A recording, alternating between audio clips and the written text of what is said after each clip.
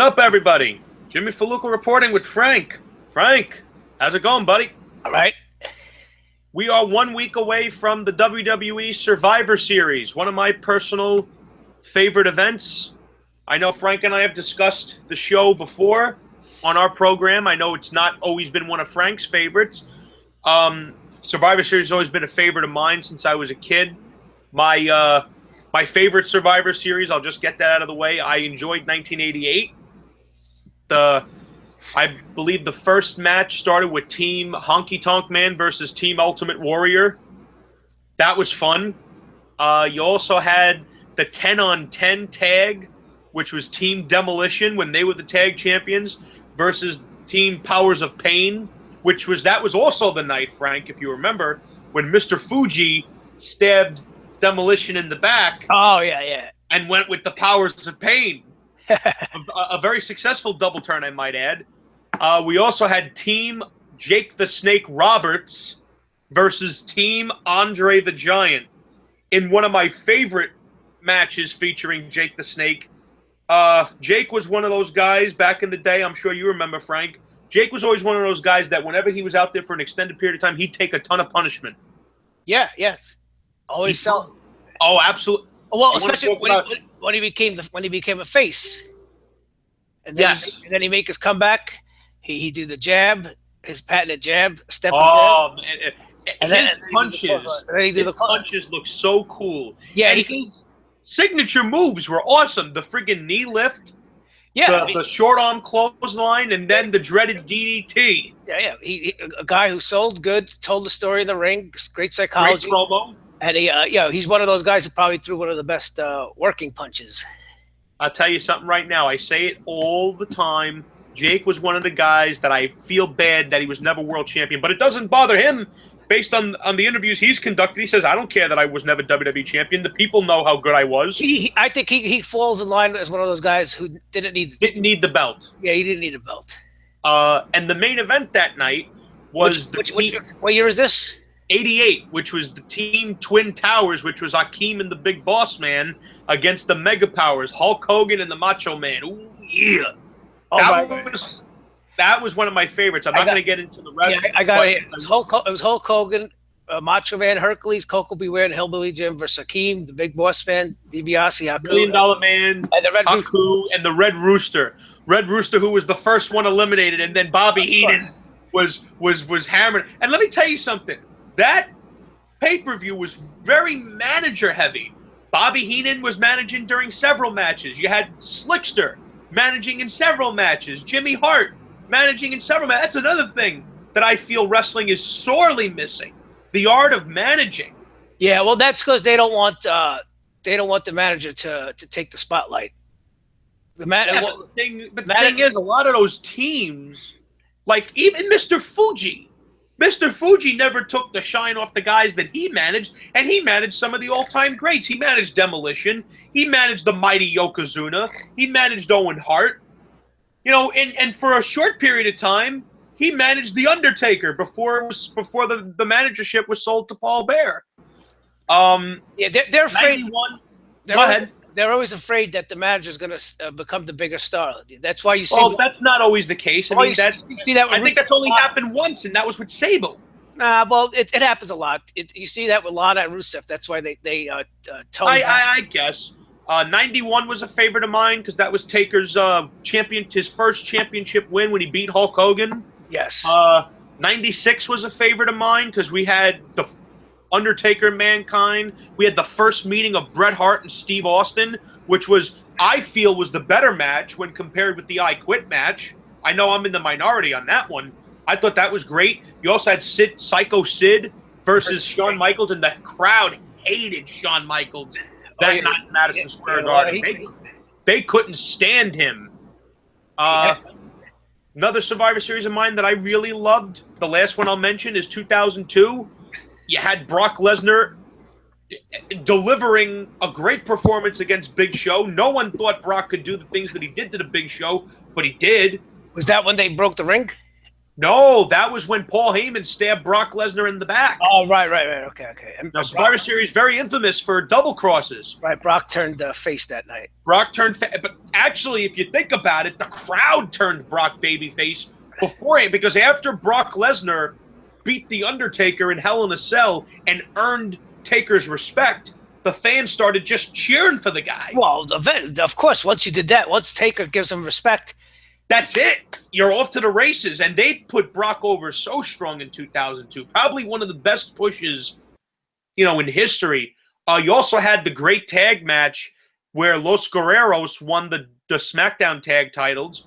You also had the Dudley Boys reunite that night. And we also had the very first Elimination Chamber where Shawn Michaels, for the very first time since 1998, was wearing World Heavyweight Championship gold. Now, I don't know about you, Frank. What was this, 2002? Yes, but when Shawn pinned Triple H and got that belt, as a 12-year-old kid, I was jumping for joy because I hated Triple H back then, and I loved Shawn Michaels. Yeah, he had made his return back to. Yeah, but that aside, the history of Survivor Series is great. And of course we can't forget the infamous screw job in '97. '97, you had the Montreal screw job, which in many ways gave the WWE a new lease on life, because what was a direct result of that? The birth of Mr. McMahon, the character, which, if you stop and think about it, is he not the greatest villain in the history of wrestling? Brett screwed Brett.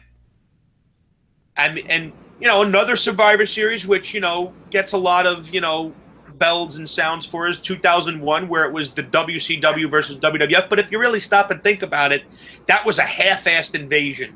We've talked about this many times. I think they ended it at the Survivor Series. Yes, that was the finale.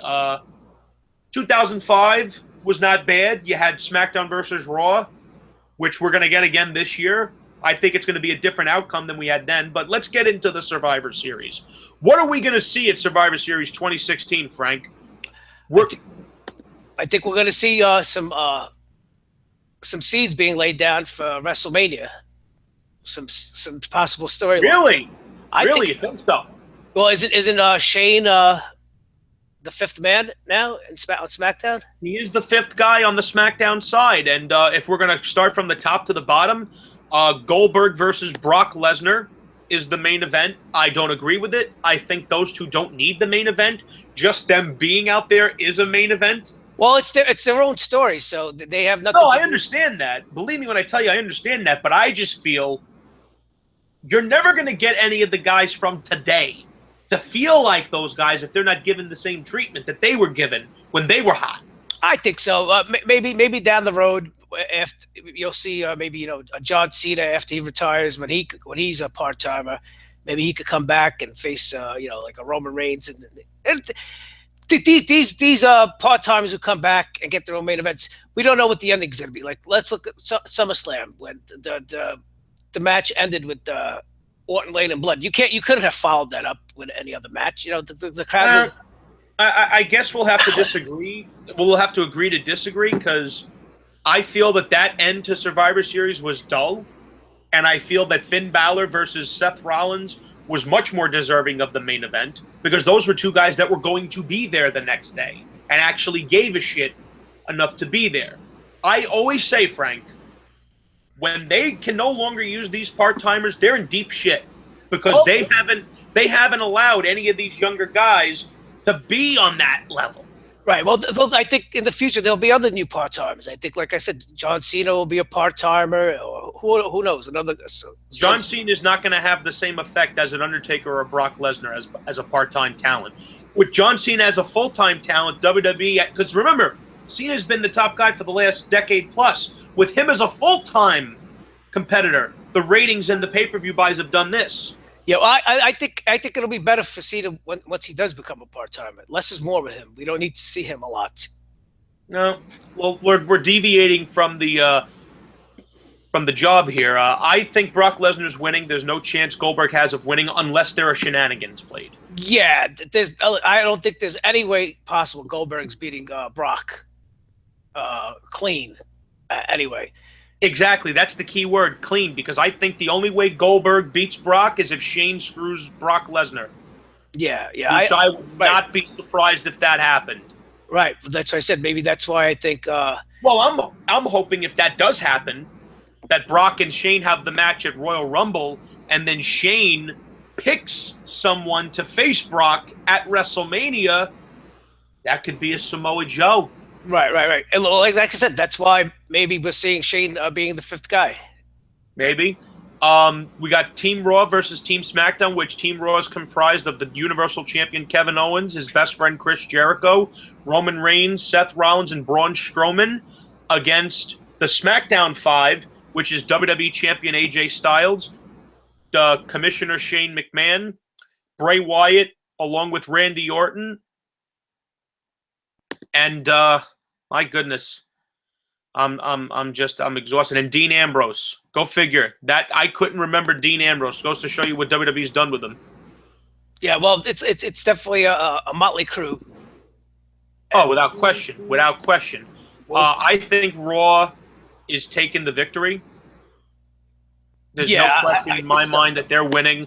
WWE will always post when the WWE had balls, which was 2008. Post 2008. WWE has gone out of their way to make sure that Raw looks like they're the superior brand. Well, it's their flagship show, so I think Team SmackDown should win because I don't think Raw needs it. Who do you think is going to be the last competitor? It'll be Roman Reigns and it'll be Roman Reigns and AJ Styles. You think so? And Roman Reigns will get the win. You watch, and he will get booed viciously. Yeah. And you want to know what? The WWE will have no one to blame but themselves when he gets that type of reception because they've single-handedly managed to ruin one of their better talents. I know we disagree on his talent ability. I think the guy's great, but I think they fucked him up big time. Well, I don't know about great, but like I said, offensive. His offense is pretty good, but other than that, this guy gets all the advantages. He gets all the booking advantages. No, absolutely. There's no question about that. No one could ever deny that. And it's not right. Everyone should get the same amount. You know, at least when you're past a certain level, there should be some sort of, okay, AJ's going to get enough time for his match. Roman's going to get enough time for his match. Dean Ambrose, Seth Rollins, so on and so forth. But that's not the case. Like you've said many times, the WWE picks their one or two guys, keep them at a certain level, and everyone else is kept down, which the last 10 years has proven in terms of keeping your fans happy and keeping your fans and not losing them, that hasn't worked for them. Yeah, it's a steady decline. But maybe we'll see a one-on-one match with AJ and Seth Rollins. God, I'll lose my shit at that. They have been teaming up. They have been teaming up all summer and early fall in house shows. Before the brand split, anyway. Well, I'll tell you right now, those are two of the best talents, possibly the two best talents in the company. I personally feel that AJ, I'm wearing his T-shirt. I feel AJ Styles that at this point has been the best performer all year round on a consistent basis. Yeah, look at that. He look how much he put over Ellsworth, who's basically a broomstick. Oh, absolutely, without question. But that just goes to show you, AJ can work with anyone and make it work. Yeah, you know. After that, we have the women's 5-on-5. We have Charlotte, Bayley, Nia Jax, Alicia Fox, and Sasha Banks against Nikki Bella, Becky Lynch, Alexa Bliss, Carmella, and Naomi. This is another one that I feel Raw is winning. I don't see how Raw loses. Oh yeah. I think Charlotte will be standing until I think she'll probably be there against probably Nikki Bella or something like that. Excuse me. I just don't see the SmackDown team winning. You know, and honestly, they shouldn't. In my book, they shouldn't. So what is this going to be, a clean sweep for? Well, I personally feel that the women on Raw should win. They're the better team, hands down. The better team. It's not even a joke. Naomi, Carmella, Nikki Bella, give me a fucking break. Who's the opponent for Dolph Ziggler? Did they announce that? Sami Zayn. Oh, Sami Zayn. All right, that's going to be. I think that might steal the show, that match. There's a very good chance that they will, because Sami Zayn, he's already been in 3 Match of the Year candidates this year alone. Wow. And Dolph Ziggler, I've Frank and I have said many times on our channel that we feel Dolph Ziggler's been underutilized, underappreciated through all the times that he got himself over and then they just did nothing with him. I don't see Dolph Ziggler losing this match. Yeah, I don't think the title's going to Raw. However, in terms of the cruiserweight match, which is Kalisto versus Brian Kendrick, I would be exceptionally happy if Kalisto wins. Because I don't think that the cruiserweights are being utilized properly on Raw. They'd be better fitted for SmackDown. They belonged there from the start. When they did bring in the cruiserweights, they were on SmackDown exclusively, and it worked. Michael Cole, from an announcer standpoint, just does not call these matches good. He doesn't. I think he's the worst. I think he's another one. He's a big problem with Raw. He puts me to sleep. Michael Cole? Ah. Daniel Bryan said it best. He is WWE. WWW. If I have to hear that one more time, WWE. I mean, Mauro Ranallo is so much better than Michael Cole. It's not even a joke. Yeah, I said that from day one. The guy sounds exciting. He gets into the match. How are we supposed to get into the show if the announcer is not into the show? No, absolutely. And plus you got JBL, which, he hasn't been good at announcing since He could be if they allowed him to be a full heel announcer, but they don't. He starts shilling. Oh, absolutely. Every single time you see John Cena or Roman Reigns come out there, he puts those guys over. Where back in the day when JBL was a decent announcer, he would take the side of every villain and bash every babyface, which, isn't that how it's supposed to be? Yeah, but again, I don't think it's his doing. I think no, it's not his doing. It's the decision makers. But the decision makers have made JBL unbearable. They've made Michael Cole unbearable. Those two together, with the way they've been, they couldn't touch Gorilla and Jesse the Body. They couldn't touch Gorilla and Bobby. They couldn't touch JR and King. It's a joke. And if the commentary sucks, like you said, if the commentary sucks, how are you supposed to enjoy the match? I wish there was a mute button for the commentators. Yeah, Michael Cole puts me to sleep, and so does Brian Saxton. Brian Saxton is Michael Cole 2.0, if not even worse. Oh, for Christ's sakes. So who do you think's winning the IC and Cruiserweight title matches? I think Ziggler's winning. I'm hoping Kalisto wins, but I think Brian Kendrick is winning, and I think the Cruiserweights are staying on Raw. Yeah. I think Raw needs the Cruiserweights to fill in that extra time. Well, if you think that's fine, I think that Raw's got to do a better job of utilizing them because they have done a piss poor job of utilizing these Cruiserweights on Raw. They belong on SmackDown, in my view. Well, that Survivor Series, I think it's a solid show. What about the tag team? Yes, the tag team. You have the Raw team versus the SmackDown team. Again, I don't see SmackDown winning. I think Raw's going to clean sweep it. You think so, huh? Well, how I feel is this. I feel the 5-on-5, SmackDown should win. I feel the women's Raw should win. And in terms of the SmackDown teams, I mean, I'd love to see the Alphas against New Day. Yes. In a final showdown, that would be good. And I think that they're running the tag team Survivor Series as they did in 1988, where, like, let's say Kofi Kingston gets eliminated, Big E Langston or Xavier Woods has got to go with him. Right.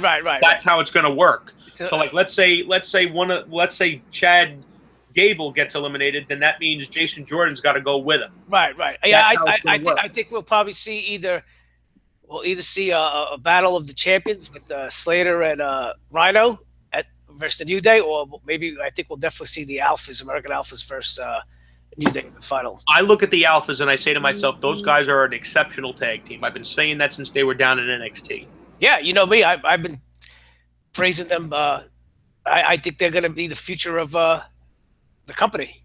Well, let's hope that the WWE utilizes both of them and not just the taller of the two. because I think that both individuals are exceptional, not just Jason Jordan. Oh yeah, I think so. Chad Gable as well is pretty damn good. Now we have to get into the NXT TakeOver Toronto, which is another show that does not look bad. We have the Revival, which is Scott Dawson and Dash Wilder, defending their NXT Tag Team Championships against Johnny Gargano and Tommaso Ciampa. Their last tag title match was probably one of the best tag team matches of the year, and the heels won 100% clean. The Revival is living proof that you can take a tag team and you can book them strong without cheating. And I don't see the Revival losing, but if they do, wouldn't be the worst thing in the world. NXT is flooded with good tag teams. Frank, what do you think? Well, I think, like I said about NXT, I think now is going to be now they're moving into that territory where they're running out of stars that they signed. Again, I always said, how many stars did WWE or NXT create? So the pressure's going to be really on now. Look, how many stars are left? Nakamura, Rude, who else? Samoa Joe.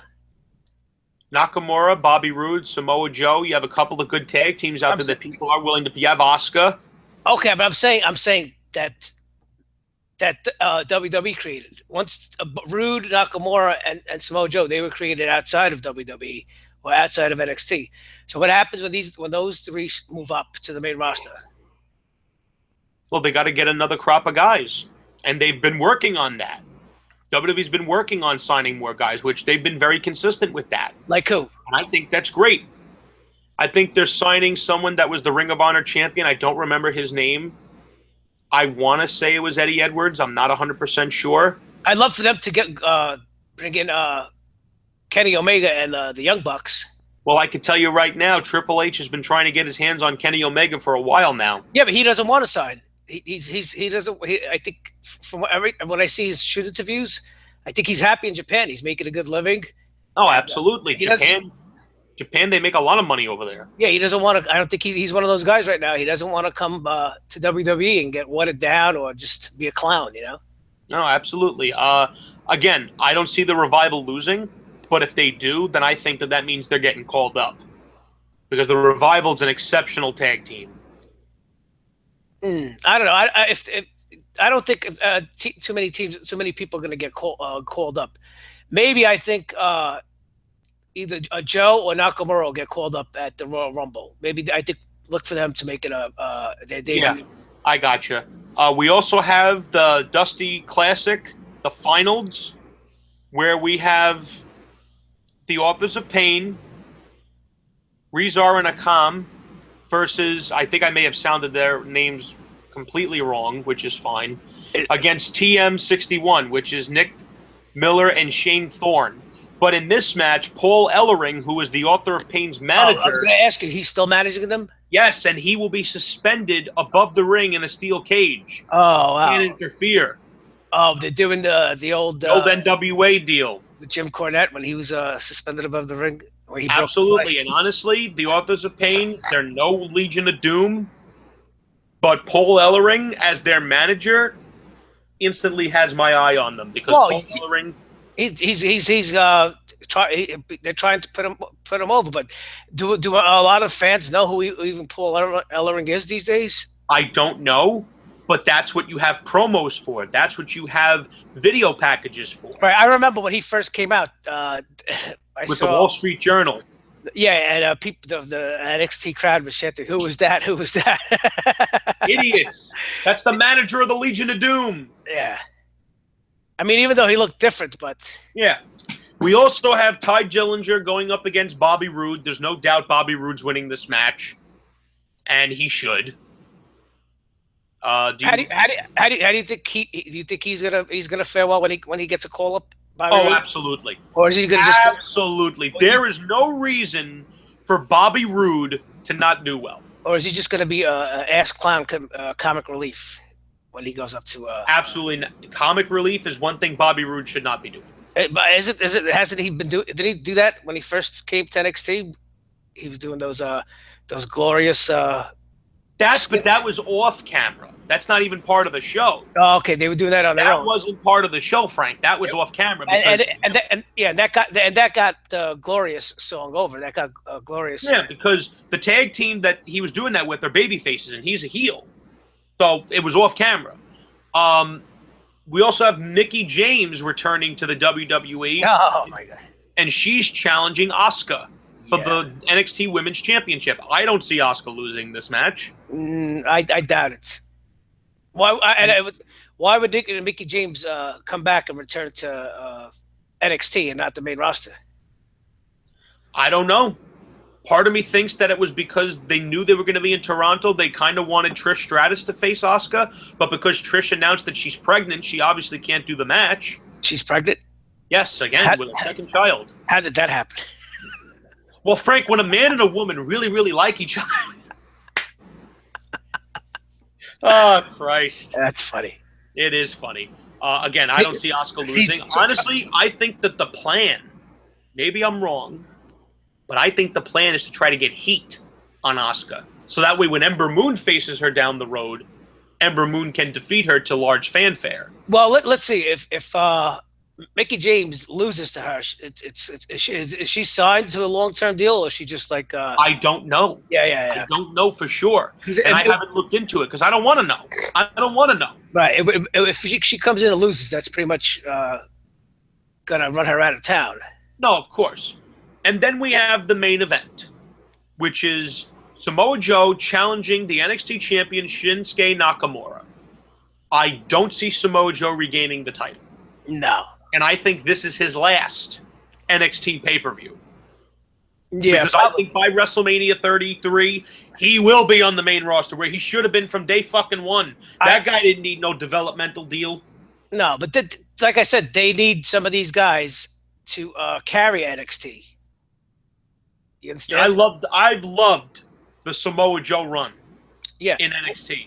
I loved it. Once Kevin Owens left and then Finn Balor left, you can't leave NXT high and dry. You have to leave some stuff. You have to restock the shelves. Yeah, but you need to keep some of these guys and use them as star power. You know. Well, Nakamura's not leaving anytime soon. He's not leaving NXT anytime soon. Well, he'll probably debut WrestleMania 34 season. Oh wow! That's really? what I'm thinking. Oh, you're gonna keep him down there that long? No, they absolutely are. He's too popular, right? I think so. Nakamura, let me tell you something. He oozes charisma. People are willing to pay to see this guy. So he's gonna carry NXT for the next. He's gonna be in the Sami Zayn role. He'll be carrying NXT, and I think he's doing a good job. So then we'll definitely see a Samoa Joe probably debut at Royal Rumble. Well, now let's get into the final part of our show. I wanted to know, if you had to name someone right now, who do you think is winning the 2017 Royal Rumble? Wow. And who, if any, do you think we will see in this Rumble? All right, well, let's remember now we have 2 champions again. So does the winner get to pick who he faces? That's something I don't know. That should be the rule. That certainly should be the rule, that you can challenge any champion you want. I mean, in my mind, that should be the rule. Right. Then that creates intrigue. Who's he going to challenge? Is he going to jump ship? Right. So if you have okay, let's say I doubt Roman Reigns is going to win again this year. I can't see him winning again. He's one of my 2 picks. Nah, I can't see him winning again. 3 years in a row. 3 years in a row. Nobody's won 3 years in a row. He lost last year to Triple H. Remember? Okay. But he was the main focus in the 2016 and 2015 Royal Rumble. Yeah, James, I seriously, even though I know they shamelessly book him and push him, I can't see them. I can't see him winning the Survivor Series, and not with the reaction he keeps getting. I mean, the WWE is not deaf, dumb, and blind. They do know that they could do all the edits, but not at Royal Rumble. Not. No, one of 2 people in my mind is winning the Rumble. It's either going to be Reigns or Cena. because they don't care. They don't care. Yeah, no, I don't think so. I think it's going to be. Wow, could it be a Seth Rollins? I wouldn't mind it. What if Seth Rollins challenges AJ Styles? That would be good. That would absolutely be good. Now, so who do you think is winning? Who do you think is winning? That's the question I have for you. I would have to say, I think maybe I would have to say Seth Rollins probably. Okay, now I ask you the other question. Who do you want to win the Royal Rumble? Who would you want to win? Who would you actually come out of your seat and clap your hands and say, yeah, that's great? Well, Kevin Owens and AJ are the champions. Yes. I don't think Dean Ambrose winning the Royal Rumble would. That should have been last year. Yeah. That should have been last year. Like I said, I think they're building on a Seth Rollins winning the Royal Rumble. I think they're gonna really. You're starting to see the seeds of his babyface run. So then I guess him and Triple H isn't going to happen. The one-on-one match. I think it might, but if it was gonna be, it would have happened already. Or maybe they'll. Because I have a feeling that's going to be one of the Mania matches in my book. That's what I think. Yeah, no, I don't think so. I don't know. All right. Well, who do you want to win the Rumble? Who would you? I would have to say, right now, I think it's Seth Rollins needs to. I think it's his turn. He since he came back, he really never got his run. You know. I hear you. So I think they're going to push. I think these next couple of months are going to be a test run for Seth Rollins as a face. Well, I can tell you right now, Seth Rollins were to win the Royal Rumble, I'd have no problem with it. Yeah, I think maybe he'll challenge AJ at WrestleMania. I mean, that's a match fans want to see, and I think they would absolutely tear the house down. Maybe they'll test the waters when they come face to face at the Survivor Series. Maybe what you said is true. Maybe we're going to see a couple of seeds planted. I think so. Yeah, you're definitely right. They're going to definitely pit a couple of matchups that people want to see. Who I would want to see win the Royal Rumble, honestly, for me in a perfect world, it's Bray Wyatt. Why? Because, and this is where I'm going to rant, Frank. I haven't ranted in a while, so I got to get this shit out of my fucking system. The guy has done every single thing that the company has asked of him. He has been a fucking doormat to the guys they deem the stars. But this guy is a star. He can talk. He can wrestle. He has an incredible character. And if booked correctly, could rake in serious money. I mean, you've said many times that you think that the WWE just doesn't see him as marketable. I look at that guy and I say to myself, if this guy is played as an anti-hero, he could be something special. Listen. I can't put my money on Bray Wyatt winning a Royal Rumble because I won't either. I don't see them heating him up. Right now, it's Randy Orton joined the Wyatt family, and I think Orton's going to turn on him at the Survivor Series. Maybe, or maybe they go full throttle and they start putting they start using the Wyatt family as a place where they could recycle old stars.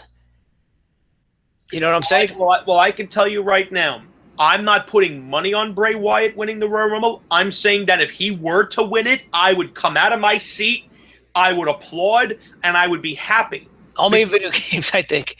I think if and when Bray Wyatt gets gold, it'll be a henchman, one of his henchmen, winning it and handing it. I think that would be a crying shame because the guy should be able to be presented as a credible threat, and they have failed miserably in doing that. Every big match the guy's been in, he has lost since WrestleMania 30. And I think that is one of the reasons why, I'm not saying it's the chief reason because it's not, But it's because of shit like that that people aren't willing to take this and spend their money on wrestling, because the guys they get invested in, they go nowhere. Yeah, listen, I think there's an untapped run with him. Without question. And I think the money in him as an anti-hero. I mean, if in a perfect world, it's Roman Reigns as the champion, the corporate handpicked champion, versus the anti-establishment, anti-hero, man of the masses, Bray Wyatt.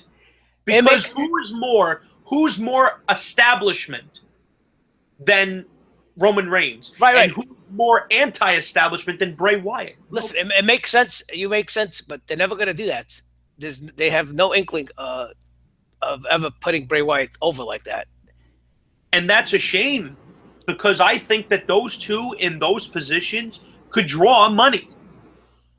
I think that is the biggest money match you could do with those two characters. They haven't even done a Bray Wyatt Wyatt family Reign of Terror angle on so far. They haven't, where he gets at least a 1 or 2 month run of terror where he's just destroying everybody. Where he's unstoppable. The Wyatt family, no one takes the guy seriously, because the guy's constantly fed losses. And when you lose and lose and lose, it hurts your character. I mean, if you remember, Frank, when Undertaker lost that casket match to Yokozuna, where it took 10 guys coming out to whip his ass, and then they stuck him in the casket and closed it. But then on the screen, the Undertaker's face appeared, and he vowed to return, and you didn't see him until SummerSlam.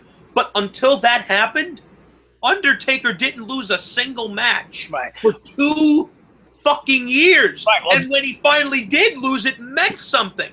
And what did that lead to? It led to The Undertaker rising from the grave to challenge Yokozuna in a rematch of the casket match. And because they wanted to avoid all these people interfering, who did they bring in to referee that match? They brought in fucking Chuck Norris. And you want to know what? It was cool. Listen, I told you the pattern, the MO with the WWE is, when someone gets hot, they get scaled down. Oh yeah, and also when they have big plans for somebody, they push them. They go with them from the start. They don't wait 3-4 years and then all of a sudden do 180. So I think Bray Wyatt's future is, like I said, at best, hope for the guy one day that he'll get a 1 or 2, 3 month run on SmackDown with a Reign of Terror. You know, I don't ever see that guy being handed the keys to the kingdom. And Frank, and I just want to clarify this for the viewers. When Frank says that, it's not because he doesn't think the guy's good enough. It's because he doesn't think that the company is smart enough to do it. Or they have to clarify. Because I've had some people that watch our show, Frank, say that you think Bray Wyatt's not good, and I've defended you saying no, that's not the case. No, he listen, doesn't think. When I talk, I'm not talking as a. Can you hear me? Yes. Yeah, when I talk, I don't talk as a fan. I'm talking as what I see from the company, and it's just logical. Just think of all the guys that are stars now. Did they start off as jobbers for 2-3 years, and then all of a sudden WWE one day just went 180 and did an angle where they turned around and these guys became the top guys? No, all the guys that are on top started off hot. They started off being pushed to the moon. And Frank isn't wrong. So, ladies and gentlemen, that's going to do it for Frank and myself. The next show we're going to do will be way after the Survivor Series. We'd like to take this time to wish everyone a happy Thanksgiving, to those of you that celebrated. When is Survivor Series? Next Sunday? A week from today. Next Sunday, okay. And then the week following is Thanksgiving. Oh, right, okay. The year has flown by, Frank. Many years.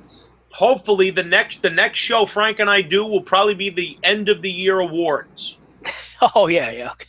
You know, we did middle of the year. Yes. But we're going to do the end of the year. And we're going to see. Maybe we'll have a big panel for the end of the year awards. That would actually be a great idea. Let's try to get a few guys on here with us. Yes. But for myself, for Frank, we thank you for watching, and take care, guys.